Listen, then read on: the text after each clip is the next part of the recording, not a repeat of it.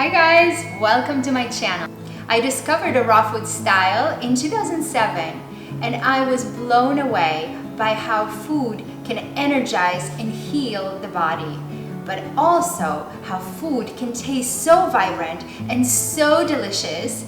Raw food recipes are just mouth-watering and I'm excited to share my favorite recipes. So let's talk about the ingredients. We start with curly leaf green kale. You guys probably already know all the magical powers of kale. It's packed with nutrients and minerals and vitamins.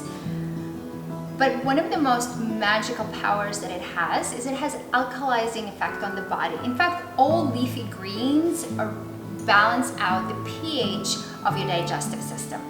So, for example, if you've been eating a lot of fried foods or if your diet hasn't been so healthy, the fastest way to cleanse it and balance your digestive system is to eat lots of leafy greens.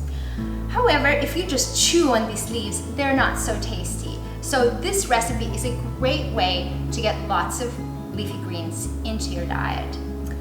Now, you can use any variety of kale, but this curly leaf variety is great at holding the sauce that we're gonna make. Most of the supermarkets today carry organic kale, but if you can't find it in a store near you, kale is really easy to grow in your garden or even in a pot at home. All right, ingredient number 2, sesame seeds. There are black, white, and brown sesame seeds, but for this recipe, I like to use white sesame seeds purely for color, because when mixed with red pepper, it makes a kind of pinkish color, which makes a lovely sauce. Now, all seeds are amazing storehouses of energy and nutrients, particularly sesame seeds. This provides pure protein for you if you're on a vegan diet. It also provides zinc, selenium, vitamin B. There's so many nutrients in sesame seeds, it's amazing. Now in this recipe, I'm using the sesame seeds to create a creamy texture for the sauce. Ingredient number 3, red bell peppers or sweet peppers. These are delicious by themselves. You can grow them in your garden or get them at your supermarket. And these are packed with vitamin C and antioxidants. Did you know that just 1 cup of chopped red pepper is 3 times the amount of vitamin C that an orange has? So these are wonderful for your immune system, and the great thing is kids love them in this recipe. Next is apple cider vinegar. Now you want to buy raw, unfiltered, unpasteurized vinegar, and you will find that on the bottom of the bottle, it looks a little cloudy and kind of collects into this little foggy cloud. This is the good stuff. So before you use your vinegar, you want to shake it up so little bits of the fermented parts get into your spoon or into the part that you're going to use. Apple cider vinegar is set to cure just about any ailment that you may have, from skin to cholesterol to it'll help you lose weight. It's magic. Ingredient number 5, nutritional yeast. So these fluffy yellow flakes contain complete protein, all 9 essential amino acids that we need to get from food. These also have double the recommended amount of vitamin B12, and just sprinkling of this on your food adds wonderful protein to your healthy diet. Now, in our recipe, we're using it to add this wonderful, creamy, cheesy taste to our sauce. Ingredient number 6, salt. Now, I use the pink Himalayan salt. It's mined in the Himalayas near Pakistan, and it is believed that this salt comes from the evaporated ancient bodies of water. It contains up to 84 trace minerals, and of course it contains sodium just like regular table salt. It's a little bit less salty than regular salt, so you may want to adjust the amount. And in this recipe, we're using the Himalayan pink salt to bring out the flavors of all the other ingredients. Ingredient number 7, water. Water contains trace amounts of magnesium, calcium. Depending on the source, it has more or less nutrients. And depending on that, it can be more or less alkaline. For this recipe, I'm just using filtered water from the tap, which has the least amount of nutrients.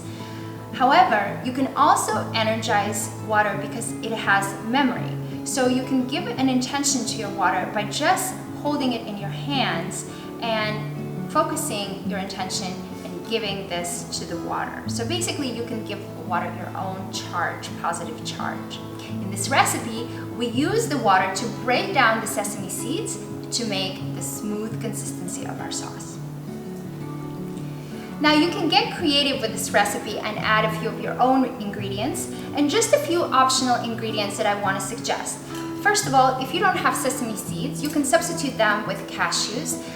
It will make even a creamier and sweeter sauce, but I do use cashews in many other recipes, and I like to use sesame seeds in this one, particularly for the nutrition that it provides.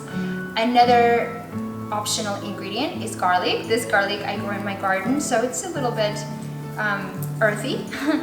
But garlic is a natural antibiotic, so it provides protection from disease. And I usually add garlic to savory dishes, and I love adding it to this recipe as well. It adds a little bit of the zing and the flavor of the garlic. Another ingredient is onion powder. This is dried and dehydrated onion and ground into powder, and it adds that roasted onion flavor without adding the bitterness of the onion. And last but not least, my most favorite ingredient that I love to add to just about anything is lemon. It adds freshness and zing to the recipe, and a splash of lemon always makes any food taste better.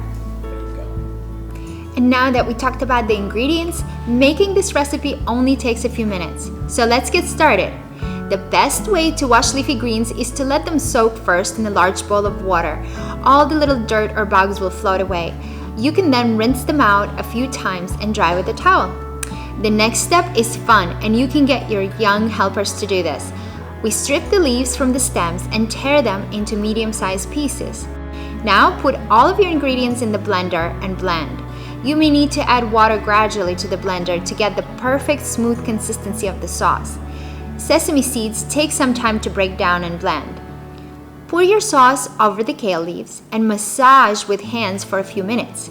Now your kale will wilt and shrink and will absorb the sauce ingredients. Do this with love and positive intentions. The food that you eat holds energy as well as nutrients.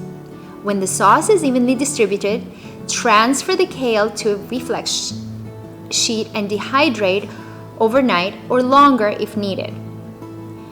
You may need to turn the chips over to allow them to dehydrate evenly. Now, if you don't have a dehydrator, you can use your oven and set the temperature to the lowest setting. If you don't eat them right away, store the chips in a tightly sealed container. Enjoy this mouth-watering goodness, and let me know in the comments below how your recipe came out and if you have your own creative ideas to customize it in unique ways.